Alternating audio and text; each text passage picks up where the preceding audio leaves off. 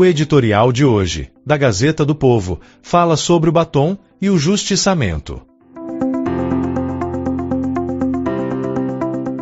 Com exceção de Clériston Pereira da Cunha, que faleceu no presídio da Papuda, apesar dos laudos atestando sua saúde frágil e dos pedidos do Ministério Público para que fosse solto, nenhum outro caso evidencia tanto a imoralidade e o arbítrio na resposta estatal aos atos de 8 de janeiro de 2023, quanto da cabeleireira Débora Rodrigues dos Santos. O ministro relator Alexandre de Moraes, na sexta-feira, votou pela condenação de Débora a 14 anos, dos quais 1 ano e meio de detenção, necessariamente cumpridos em regime aberto ou semiaberto, e 12 anos e meio de reclusão, que podem começar a ser cumpridos em regime fechado.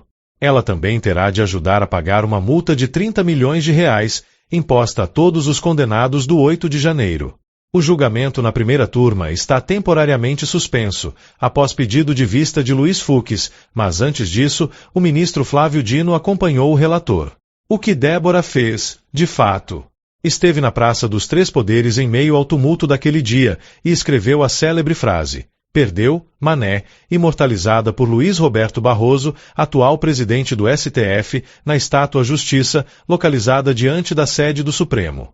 Disso não há dúvida alguma, pois há provas documentais abundantes. Mas a Procuradoria-Geral da República foi muito além. Imputou à cabeleireira, além do crime de deterioração de patrimônio tombado, os crimes de associação criminosa armada, abolição violenta do Estado Democrático de Direito, golpe de Estado e dano qualificado pela violência e grave ameaça contra o patrimônio da União e com considerável prejuízo para a vítima. Tudo isso, claro, sem produzir uma única evidência que ligasse Débora concretamente a qualquer um desses outros atos. Para encobrir sua inépcia no trabalho de individualizar as condutas, a PGR optou por denúncias genéricas, mal amparadas na muleta do, entre aspas, crime multitudinário, truque endossado por Moraes e pelos colegas que já votaram para condenar inúmeros outros réus do 8 de janeiro.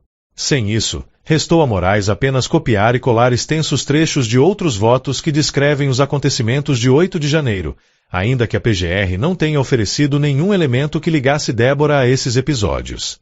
Por exemplo, não há nada afirmando que ela tenha invadido algum dos edifícios da Praça dos Três Poderes, nem compartilhado imagens ou mensagens que aparecem no voto de Moraes.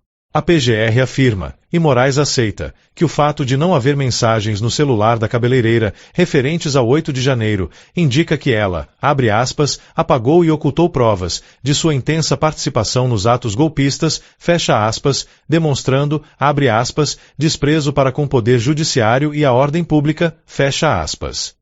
O ministro afirma que, abre aspas novamente, a destruição de provas, nesse contexto, reforça a percepção de que havia algo a esconder, fecha aspas, em uma bizarra inversão do ônus da prova.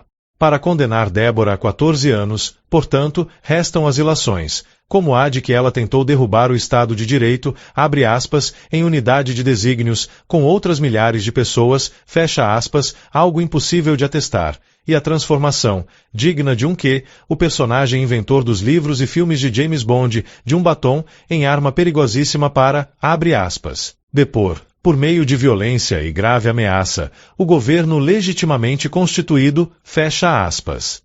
Só assim Moraes pode afirmar que, abre aspas, está comprovado, pelo teor do seu interrogatório policial e judicial, e pelas provas juntadas aos autos, fecha aspas, que Débora teria cometido todos os crimes que a PGR lhe imputou, ainda que não haja nenhum trecho de depoimento nem prova documental que permita tirar essa conclusão para qualquer ato que não seja o perdeu, Mané, na estátua, facilmente removido no dia seguinte, aliás.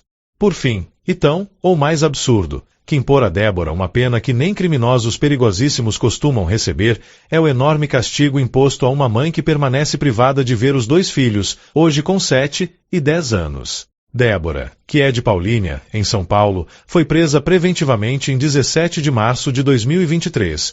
Desde então, jamais saiu da cadeia.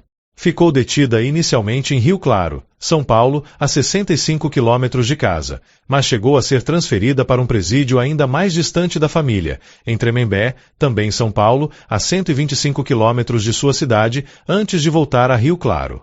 Tudo isso apesar de haver jurisprudência do próprio STF, garantindo a mães de filhos com até 12 anos o direito de trocar a prisão preventiva pela prisão domiciliar. Em vez disso, a PGR passou 400 dias sem oferecer denúncia contra a cabeleireira, violando todos os prazos legais, e Moraes a manteve na prisão ao longo desse tempo alegando que haveria, abre aspas, grave risco à ordem pública, fecha aspas, caso ela fosse solta. Que risco seria esse? Moraes jamais explicou. Além disso, já existem decisões de outros tribunais, inclusive do Superior Tribunal de Justiça, ampliando o entendimento do STF para contemplar casos de mães que já cumprem pena definitiva, concedendo-lhes o benefício da prisão domiciliar. E mesmo aceitando o argumento de Moraes de que a pena de Débora deve começar a ser cumprida em regime fechado, já que a condenação superaria 8 anos, o fato é que a cabeleireira já está encarcerada há 2 anos, ou 1/7 da pena que Moraes deseja lhe aplicar, quando o artigo 112, parágrafo 3º, inciso 3º, da Lei de Execução Penal permite a prisão domiciliar para gestante ou mãe condenada, após o cumprimento de 1/8 da pena, requisito que a ré já cumpriu.